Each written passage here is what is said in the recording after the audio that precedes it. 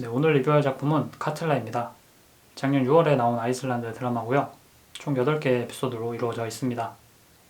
일단 제가 이걸 보게 된 이유는 예고편을 봤는데 뭔가 재밌어 보이더라고요.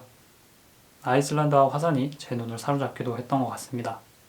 이 영상은 카틀라에 대한 스포일러를 다수 포함하고 있습니다. 시청에 주의하시기 바랍니다. 아이슬란드의 작은 마을 비크의 화산 카틀라가 폭발을 시작한 지 1년. 마을 사람들은 이미 비크를 떠났습니다. 그런데 어느 날 빙하에서 온몸이 화산재로 뒤덮인 사람들이 나타나기 시작합니다. 카틀라입니다.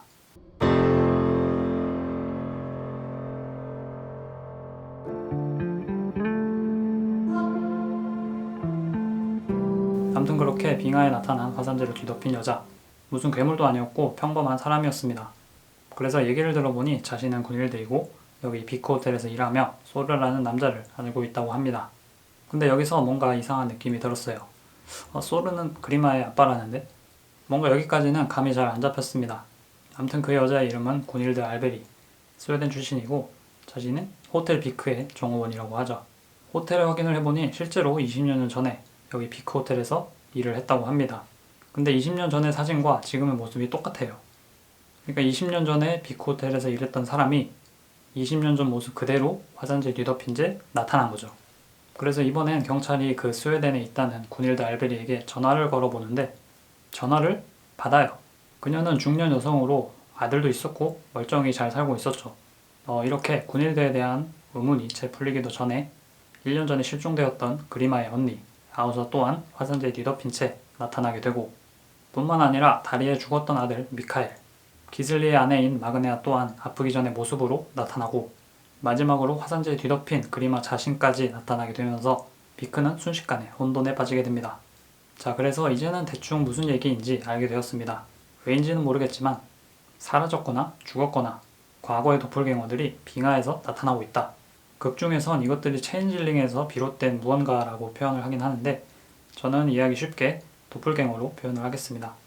그래서 제가 흔히 도플갱어에 가지고 있는 인식은 그냥 나랑 똑같은 사람이 도플갱어이고 도플갱어랑 마주치면 죽는다? 이 정도였는데 여기서의 도플갱어에 대한 접근은 굉장히 흥미로웠습니다. 일단 두 가지로 나눌 수가 있는데요. 도플갱어들의 등장으로 인해 생기는 주변인들과의 갈등과 이 도플갱어들 자신들마저도 갈등을 겪는다는 사실. 도플갱어가 갈등을 겪는다? 사실 이런 거는 생각해 본 적이 없죠. 아니 누가 이런 걸 생각해 보겠어요. 그래서 아우사와 그리마가 발견한 시신이 1년 전 실종된 아우사로 밝혀질 때 아우사의 반응이 되게 기억에 남았는데요. 그럼 난 누군데? 어쨌든 난 죽은 거네? 난 이제 목적이 없잖아. 하지만 왜인지 이해돼. 난 존재하지 않으니까. 사랑해 그리마. 그리고는 바닷속으로 스스로 들어가 목숨을 끊게 됩니다. 이게 뭐랄까 되게 많은 생각이 들더라고요. 도플갱어가 자신이 도플갱어라는 걸 알게 되었고 그런데 나의 본체는 이미 죽었다는 거. 그래서 나의 존재 이유가 목적이 없어졌다. 그러면서 스스로 목숨을 끊게 되는 선택을 하는 이 과정이 굉장히 흥미롭지 않나요? 약간 뭐에 맞은 느낌이랄까? 그리고 주변인들이 겪는 갈등은 세 가지 정도로 나눌 수 있는데요. 미카엘이 돌아오고 갈등을 겪는 다리와 라켈, 마그네아가 돌아오고 갈등을 겪는 기슬리, 그리고 두 명의 군일들로 인해 갈등을 겪는 소르. 정말 보면서도 이해가 되는 갈등이랄까요? 내가 저런 상황에 처한다면 어떻게 행동할까? 과연 이 인물들의 행동을 비판할 수 있을까? 이런 생각도 들어요. 그리고 주변인이자 자신의 도플갱어를 마주하는 그리마. 여기 왜 왔어? 여기 살아? 왜 존재해? 목적이 뭐야? 네 목적은 뭔데? 뭔가 진짜로 숨이 탁탁 막히는 도플갱어와의 대화였는데요. 제가 저 상황이라도 뭐라고 대답해야 될지 잘 모르겠더라고요. 또한 그리마는 과거의 자신의 도플갱어가 현재의 자신보다 긍정적이고 밝고 에너지가 있다는 생각을 하게 됩니다. 우리 집에 나랑 똑같은 사람이 있어. 카르탄이랑 굉장히 친밀해. 그 여자는 따뜻하고 상냥해. 나랑 반대야. 난 변했어. 더 나쁜 쪽으로. 왜냐하면 그리마는 아우사가 실종되고 1년간 많은 변화를 겪었거든요. 또한 이 도플갱어들이 자신들을 도와주기 위해 왔다는 다리와 그리마의 생각도 흥미로웠는데요. 그러한 관점으로 보면 미카엘은 이혼으로 파괴된 부부 사이의 회복을 위해, 아우사는 그리마의 정신을 회복하기 위해, 그리고 그리마는 카르탄과의 사랑을 다시 기억하기 위해 온 것이고 마지막으로 마그네아는 기슬리의 짐을 덜어주기 위해 뭐 이런 식으로 해석할 수도 있을 것 같습니다.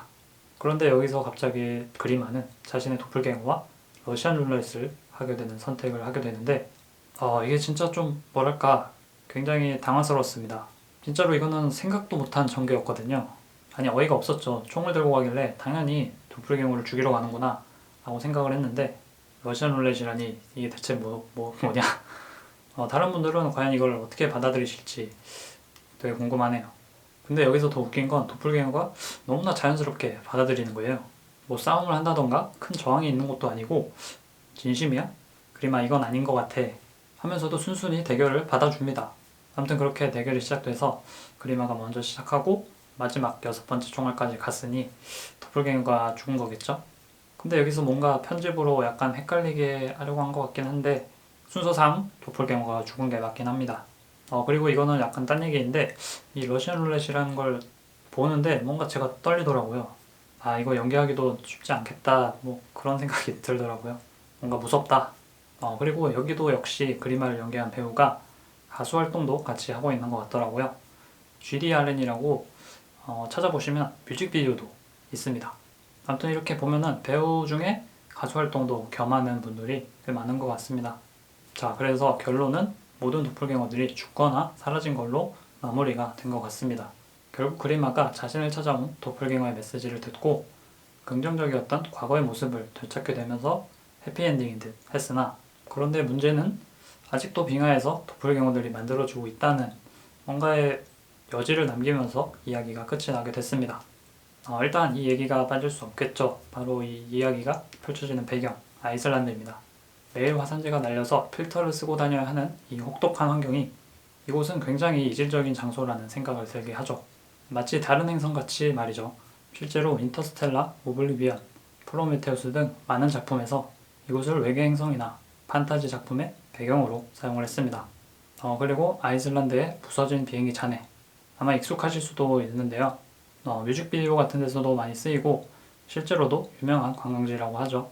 아무튼 이렇게 멋진 배경 덕분에 그냥 차 타고 가는 장면, 그냥 서 있는 장면, 심지어 하늘로 풍선을 날리는 장면까지 그냥 보고 있으면 기가 막힙니다. 정말로요. 혹독한 기후, 화산, 빙하 모든 게 어우러져서 정말 멋있었어요. 그래서 시즌2는 글쎄요. 뭐 많은 도플갱어들이 대거 다시 등장하는 걸로 갈 수도 있겠지만 제 생각에는 굳이 그냥 여기서 마무리하는 게 좋을 것 같습니다. 그래서 오랜만에 스토리가 아닌 인물에 집중을 해서 봤던 것 같고요. 뭔가 이상하긴 한데 현실적이고 가끔 아찔한 느낌이 들기도 하고 보이는 것보다 확실히 더 많은 걸 담고 있는 것 같습니다. 그래서 볼수록 점점 더 많은 생각을 했던 것 같고 재미가 있었던 그런 작품인 것 같습니다. 네, 좋은 시간이었습니다. 제 생각에는 마지막에 그 러시안 룰렛만 빼면은 정말 괜찮은 작품이 아니었나 생각을 합니다. 네, 오늘 리뷰는 여기까지입니다. 시청해주셔서 감사합니다.